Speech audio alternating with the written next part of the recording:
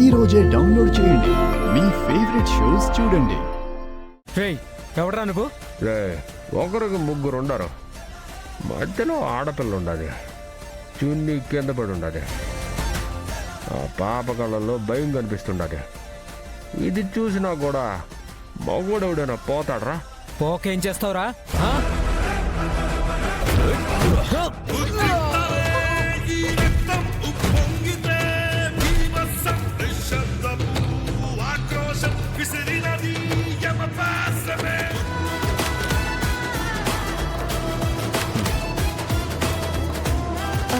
Thanks అండి.